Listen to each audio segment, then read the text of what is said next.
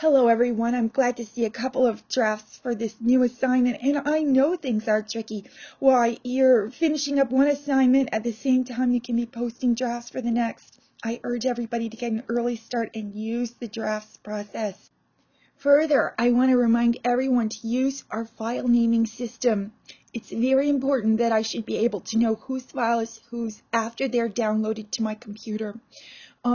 I understand that some professors have a different or similar system. I would like you to use ours, and I want to tell you that I am advocating for one school-wide system. So here's Joe's work, and what a lovely solution. The velvety blacks are indicative of charcoal, and a great idea for still life here. The flowers in water, so it's going to last a little longer than one that's picked and laying on the table.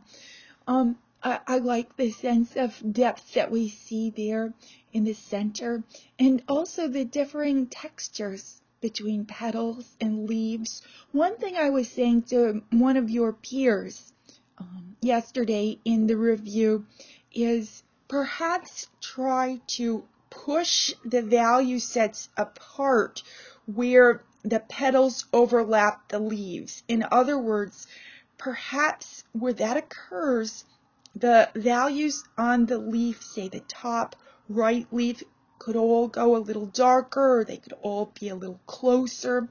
Now, your work and also in Becky's, I see, man-made subjects that present additional challenges. So we've got this vase. Okay.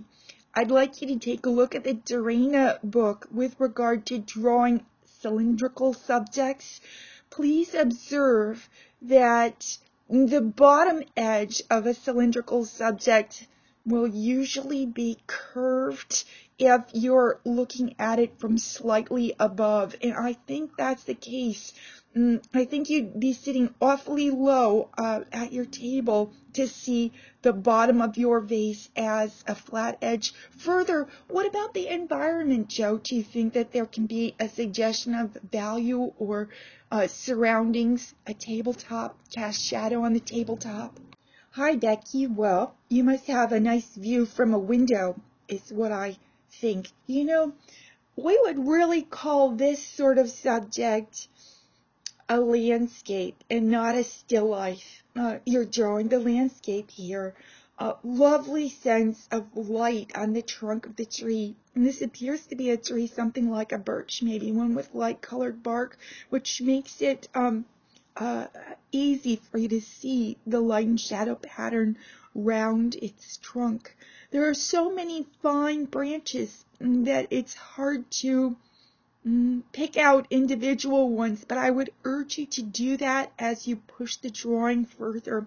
I like the fact that you've shown us how the tree is planted in the ground. A little more attention to even vague shadows on the ground could be useful here.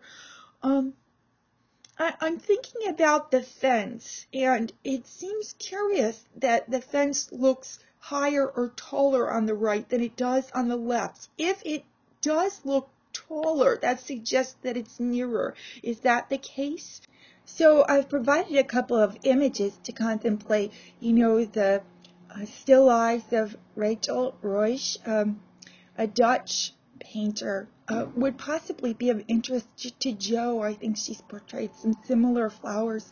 Joe, I actually took that image of Rachel's and put it in grayscale, and I observed that your values are more exaggerated, or there's more drama in your values, and I appreciate what you've accomplished there. Because your work is so velvety, it's making me think of, the cliched black velvet paintings. What is their appeal? Why did they become so popular before they became cliche? Now, for Becky, I found this lovely image of a Samuel Palmer drawing. Palmer's work is a little hard to come by. He was a British artist, an English artist. I lived in London for a while and came to know his works, which are almost always on a small scale. I love the mood that this little scene creates.